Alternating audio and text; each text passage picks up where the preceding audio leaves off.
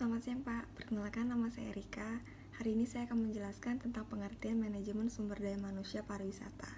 Menurut Sikula, administrasi personalia itu merupakan penarikan, seleksi, penempatan, indoktrinasi, pelatihan dan pengembangan sumber daya manusia atau tenaga kerja di suatu perusahaan. Manajemen personalia merupakan perencanaan, pengorganisasian, serta memberikan pengawasan dalam pengembangan serta pemberian kompetensi. Selanjutnya, tujuan umum dari manajemen sumber daya manusia itu adalah untuk mengoptimalkan kegunaan suatu produktivitas pekerja di sebuah organisasi. Tujuan khususnya itu dari Departemen MSDM sendiri yaitu membantu para manajer agar dapat mengelola para pekerja supaya lebih efektif dan efisien.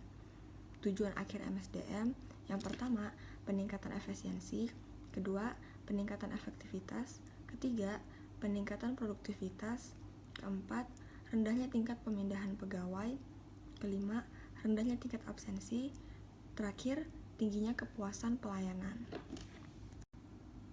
Fungsi manajemen sumber daya manusia. Yang pertama itu ada fungsi manajerial, kedua planning atau perencanaan, ketiga organizing atau pengorganisasian, keempat directing atau pengarahan, dan yang terakhir controlling atau pengendalian. Nah, prinsip MSDM itu yang pertama kemanusiaan, kedua demokrasi, ketiga efisiensi, keempat efektivitas, kelima produktivitas kerja, keenam disiplin, ketujuh wewenang tanggung jawab, kedelapan the right man in the right place. Nah, peranan strategis MSDM. Yang pertama, melakukan analisis jabatan. Kedua, merencanakan kebutuhan tenaga kerja serta merekrut calon pekerja. Ketiga, menyeleksi calon pekerja. Keempat, memberikan pengenalan pada penempatan karyawan baru. Kelima, menetapkan upah atau gaji untuk memberikan kompetensi. Masalah MSDM. Yang pertama, masalah eksternal. Kedua, keragaman budaya dan sikap. Ketiga, keragaman melalui imigrasi dan migrasi. Keempat, keragaman dan profesionalitas. Dan yang terakhir, masalah ekonomi global. Selanjutnya saya akan menjelaskan tentang strategi dan analisis pengembangan SDM pariwisata. Strategi pengembangan SDM modern itu didasarkan pada peranan-peranan SDM yang strategis dan tentunya terorganisir.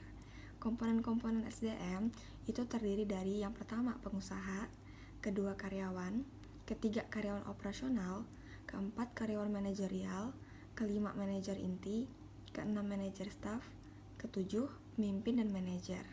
Peran-peran strategis. Yang pertama itu untuk meningkatkan kerja organisasi, kedua terlibat dalam perencanaan strategis, ketiga membuat keputusan tentang merger, akuisisi, serta pengecilan perusahaan, keempat merancang ulang organisasi dan proses kerja, kelima menjamin akuntabilitas finansial untuk hasil-hasil SDM.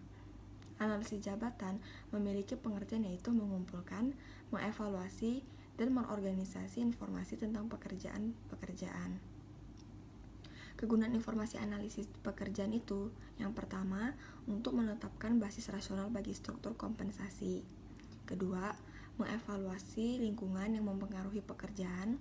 Ketiga, merencanakan kebutuhan SDM di waktu yang akan datang. Keempat, forecast dan menentukan kebutuhan karyawan. Terakhir, menetapkan standar prestasi kerja. Penggunaan informasi analisis pekerjaan.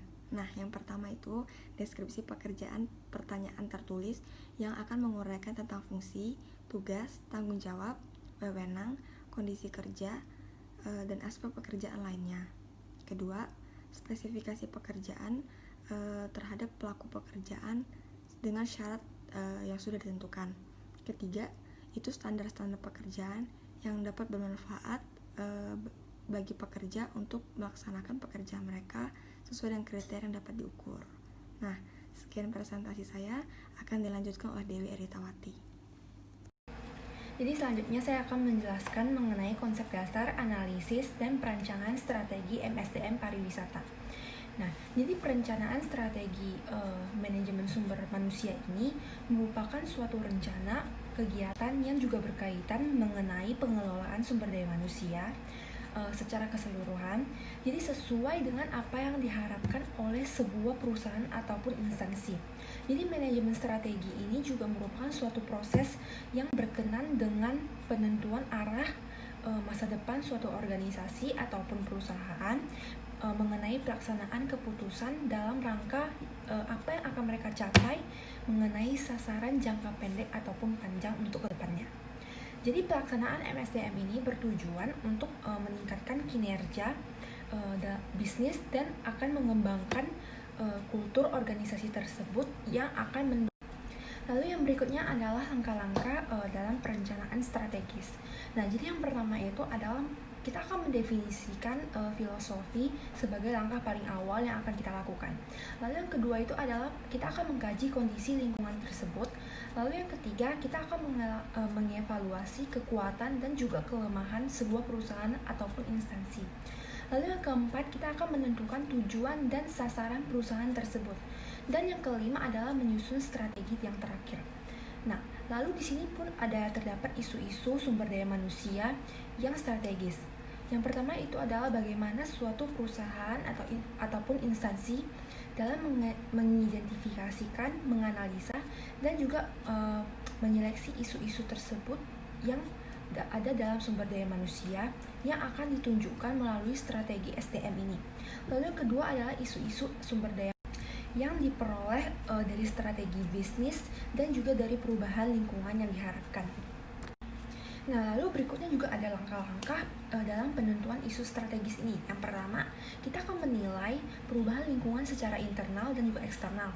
Lalu yang kedua, kita akan menentukan isi dalam bisnis tersebut yang relevan seperti gap perusahaan ataupun masalah-masalah yang biasanya sudah ditetapkan. Dan yang ketiga adalah menyeleksi isu-isu yang terpenting guna untuk menarik keunggulan dalam bersaing atau kita akan mempertahankan keseimbangan tersebut. Lalu yang keempat, kita akan menyikapi isu-isu tersebut dalam berbagai strategi. Nah, lalu selanjutnya di sini juga ada fase-fase dalam manajemen strategi. Yang pertama itu ada penilaian lingkungan, terus ada pengembangan strategi, dan yang ketiga ada juga penerapan strategi. Jadi yang pertama itu mengenai penilaian lingkungan. Di sini kita akan meneliti lingkungan secara eksternal dan internal. Lalu kita juga akan melakukan mengenai penilaian SWOT. Dan kita juga mendefinisikan kemampuan utama dan juga manfaat kompetitifnya. Lalu kita juga akan mendefinisikan mengenai persoalan-persoalan secara strategis. Lalu yang kedua tadi adalah pengembangan strategi. Nah, di sini kita akan meninjau dan revisi visi dan misi tersebut. Lalu menyusun tujuan strategi dan akan mengembangkan rencana kegiatan tersebut. Dan yang ketiga tadi adalah penerapan strategi. Nah, di sini kita akan menerapkan sistem dan teknologi serta mengevaluasi efektivitasnya. Lalu selanjutnya saya akan menjelaskan mengenai perencanaan dan rekrutmen sumber daya manusia. Nah, jadi perencanaan ini merupakan suatu proses dalam menentukan langkah-langkah yang akan kita lakukan di masa nanti ataupun masa yang akan datang. Nah, sedangkan mengenai rekrutmen ini merupakan proses penarikan sekelompok orang ataupun kandidat untuk mengisi posisi yang lowong ataupun untuk menarik para pelamar untuk bekerja di suatu instansi atau perusahaan tersebut. Nah, jadi di sini juga terdapat beberapa sumber perekrutan. Jadi calon tenaga kerja ini biasanya yang akan direkrut dapat diambil dari internal organisasi maupun eksternal organisasi. Nah, jadi bedanya antara internal dan eksternal organisasi ini yaitu sumber eksternal itu biasanya pencarian karyawan di bagian luar lingkungan perusahaan. Nah, seperti kita akan menggunakan media online ataupun selembaran dan lain-lainnya. Nah, lalu sumber internal ini kita biasanya pencarian karyawan di seputar dalam lingkungan perusahaan seperti menawarkannya kekenalan ataupun kerabat dari karyawan yang ada di perusahaan. Lalu selanjutnya ada juga tujuan rekrutmen. Nah, yang pertama itu kita akan memikat pelamar yang berbakat ataupun akan berminat untuk menerima tawaran permintaan pekerjaan ini. Lalu yang kedua, kita juga akan menghasilkan karyawan yang baik dan juga memiliki loyalitas yang tinggi terhadap perusahaan dan juga memiliki citra umum perusahaan. Jadi kesimpulan secara keseluruhan mengenai perencanaan dan rekrutmen SDM ini adalah Berarti perencanaan sumber daya manusia ini merupakan suatu proses dalam menilai kebutuhan dan juga ketersediaan sumber daya manusia.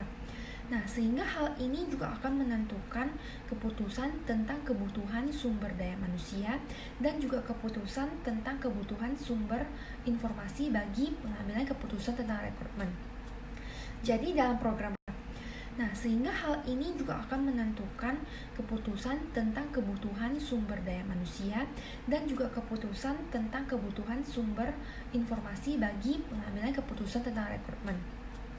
Jadi dalam program rekrutmen ini, suatu organisasi ataupun instansi biasanya perlu mempertimbangkan kelebihan dan juga kelemahan sumber rekrutmen secara internal ataupun eksternal berdasarkan kebutuhan dan kemampuan suatu organisasi.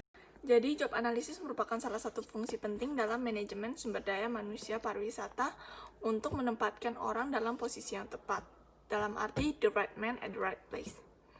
Pada dasarnya yang dimaksud dengan analisis jabatan atau job analysis ini adalah sebuah proses untuk mengidentifikasi dan menentukan secara rinci tugas dan persyaratan pekerjaan tertentu, serta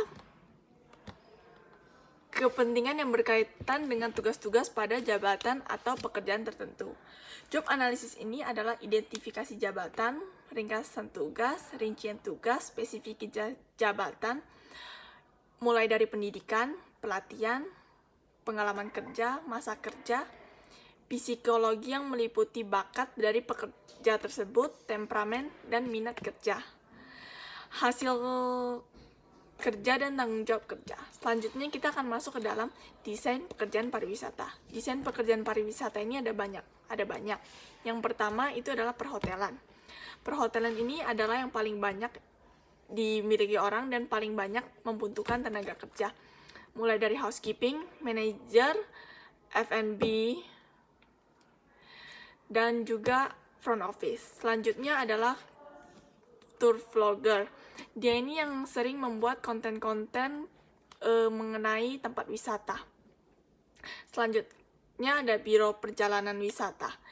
Biro perjalanan pariwisata ini bertujuan untuk mempromosikan dan memasarkan paket wisata, memberikan bantuan atas kunjungan tempat wisata dan perjalanan, mengolah anggaran perjalanan wisata, mempertahankan catatan statistika, keuangan, dan lainnya. Selanjutnya ada tour guide. Dia ini yang bertanggung jawab untuk mendampingi wisatawan dan memberikan petunjuk kepada wisatawan. Selanjutnya adalah PNS. Dia ini bertujuan untuk menyelenggarakan kajian bahan kebijakan teknis atau fasilitasi penyelenggaraan, pembinaan, dan pengembangan produk-produk kepariwisataan meliputi produk wisata, usaha pariwisata, objek daya tarik wisata, serta pemberdayaan masyarakat pariwisata. Dan yang terakhir adalah pengelola pariwisata. Kehadiran pengelola yang profesional, profit-oriented, destination based adalah salah satu kunci utama untuk keberhasilan sebuah destinasi, bertanggung jawab atas pengemasan, penciptaan atraksi, pendukung, penentuan master, dan roadmap bisnis kepariwisataan di kawasan destinasi, desain branding, penentuan target pemasaran, dan promosi berada di tangan pengelola pariwisata tersebut. Di sini saya akan menjelaskan tentang pelatihan dan pengembangan sumber daya manusia. Pelatihan dan pengembangan merupakan hal yang penting di dalam perusahaan. Dua hal ini merupakan indikator keberhasilan manajemen sumber daya manusia yang baik, sebab pelatihan dan pengembangan ini berorientasi pada kualitas sumber daya manusia yang dihasilkan oleh sebab itu hubungannya dengan manajemen sumber daya manusia cukup erat. Perbedaan pelatihan dan pengembangan sumber daya manusia yaitu terletak pada tujuan, sasaran, orientasi, dan efeknya terhadap karir. Banyak orang menyampaikan dan menjelaskan pelatihan dan pengembangan sumber daya manusia adalah hal yang sama dan memiliki konsep yang sama. Padahal sebenarnya dua hal ini sangatlah berbeda. Berikut adalah pengertian pelatihan dan pengembangan. Pelatihan merupakan proses melakukan kegiatan untuk memperkaya kemampuan dan keterampilan. Proses pelatihan dilakukan dalam jangka pendek dengan rangkaian prosedur yang sistematis dan terorganisasi. Untuk mencapai kemampuan dan keterampilan, karyawan yang diharapkan pelatihan diberikan dengan berbagai metode seperti seminar dan lain-lain. Sementara pengembangan adalah proses peningkatan pengetahuan dan pemahaman yang berorientasi pada jangka panjang. Kegiatan pengembangan tidak berhubungan dengan pekerjaan, namun berorientasi pada pertumbuhan personal maupun organisasi. Sedangkan sumber daya manusia adalah semua yang berkaitan dengan manusia, seperti staf, bawahan, pegawai, atasan, dan semua manusia yang terhubung dalam organisasi perusahaan. Pada dasarnya, baik pelatihan maupun pengembangan sumber daya manusia bermanfaat untuk meningkatkan jenjang karir karyawan lebih tinggi dengan bekal pelatihan yang diberikan dan kemudian dikembangkan menjadi lebih baik lagi. Seorang karyawan dituntun menuju karir yang lebih cemerlang di masa mendatang. Baiklah, saya akan menjelaskan materi pertemuan 7, yaitu konsep dasar manajemen dan penilaian kinerja. Pengertian kinerja. Kinerja adalah sekumpulan proses yang mendorong seorang manajer untuk mengambil tindakan yang tepat sehingga mampu menghasilkan performa organisasi yang efektif dan efisien. Ada beberapa faktor yang mempengaruhi kinerja. Faktor yang pertama, faktor individu. Yang kedua, faktor kepemimpinan. Yang ketiga, faktor tim kerja. Yang keempat, faktor sistem organisasi. Dan yang kelima, faktor situasi. Pengertian manajemen kinerja. Manajemen kinerja adalah sistem di mana sebuah organisasi menetapkan tujuan, menentukan standar kerja, menunjukkan karyawan untuk melakukan pekerjaan, dan sekaligus mengevaluasinya. Memberi umpan balik, menentukan kebutuhan pelatihan dan pengembangan yang diperlukan, dan memberikan imbalan kepada karyawan.